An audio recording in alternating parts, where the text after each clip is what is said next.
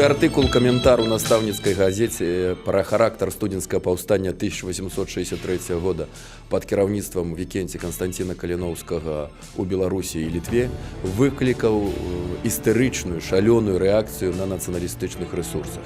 Алесь Краўцевіч і шэраг іншых знаўцаў праблемы сувора закляймілі мяне як перабежчыка і фальсіфікатара беларускай гісторыі. Сутнасць прэтэнзій: нельга ўжываць азначэнне польскае паўстанне. Гэта, маўляў, каланіяльная назва. Паўстанне, нібыта, было беларускім нацыянальна-вызваленчым, а сам Кастусь Каліноўскі – наш выбітны нацыянальны дзеяч, які, аказваецца, лічыў сябе беларусам. Ні больш, ні менш. Прыдуманая назва нашай нівы да майго артыкула, які яны сцягнулі з сайта настаўніцкай газеты, таблоідная правакацыя Дынько und Company. У адрозненне ад настаўніцкай газеты, не пытаючыся аўтара, самачынна, беспардонна, дзівосная рэдакцыя нашай нівы выкінула спасылкі на крыніцы і літаратуру, а гэта ўжо прамое ўмяшальніцтва ў аўтарскі тэкст, без маёй згоды. Парушэнне аўтарскага права, дарэчы. Паўтаруся, Каліноўскі быў літвінам польскай культуры ці палітычным палякам, як і пераважная большасць шляхты былога ВКЛ таго часу. Этнічным палякам яго я нідзе ў тэксце не называў. Пра польскі нацыяналізм Каліноўскага, калі забыліся, то гэта азначэнне вашага вернага паплечніка Валеркі Булгакова, якога я і цытаваў. Я з ім, дарэчы, згодзін. Бо Польша для Каліноўскага – гэта мы. І мужыцкая праўда, і пісьмы з-пад шыбеніцы аб гэтым яскрава сведчаць. Каліноўскі – велічная постаць эпохі. Ён верыў у тое, што спавядаў.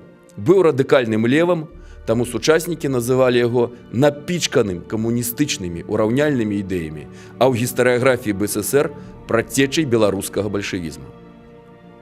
Яго дзяржаўным ідэалам была адноўленая федэратыўная Польшча у межах Рэчы Паспалітай 1772 года.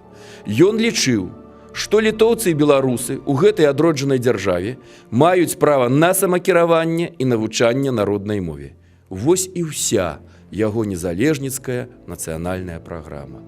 Над беларускімі землямі да расійскай імперыі, паводле Каліноўскага, заўсёды панаваў ронт польскі.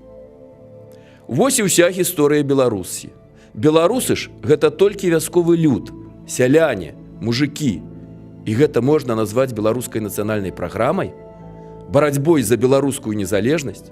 У гістарычнай навуцы прынята апеляваць да сведчанняў крыніц, рабіць высновы на іх падставе, а не на падставе ўласных прыдумак і скажэнняў мінулага. Не выдумляць тое, чаго там не было. У мяне склалася ўражанне, што спадар Краўцевіч ні тэкстаў самого Каліноўскага, ні даследаванняў сур'ёзных гісторыкаў на гэты конт не чытаў, альбо забыўся прачытанае. Таму я вырашыў у астатні раз звярнуць увагу ўсіх, каму гэта цікава, на азначэнні і характарыстыкі таго паўстання самого Вікенція Канстанціна Каліноўскага, ды выбітных знаўцаў праблемы. Шаноўныя зампаліты нацыяналістычнай апазіцыі, вас чакаюць адкрыцці. Аказваецца, што сам Каліноўскі тое паўстанне называў польскім. Як польскім называлі яго такія перабежчыкі, слынныя знаўцы беларускай культуры, як Максім Богданович, Вацлаў Ластоўскі, патрыарх беларускай гістарыяграфіі Мітрафан Довнар-Запольскі, рэктар Беларускага дзяржаўнага універсітэта, бліскучы гісторык Уладзімір Іванович Печета і шмат іншых. Недалёка адышлі ад гэтых тэкстаў і меркаванні прафесійных сучасных гісторыкаў. У дадзеным канкрэтным выпадку мы прыводзім цытаты з даследаванняў нямецкага гісторыка Райнера Ліднера, беларускіх гісторыкаў Паўла Церашковіча, Алеся Смаленчука. Чытайце, аналізуйце, параўноўвайце. Не ў сіле, а ў праўдзе.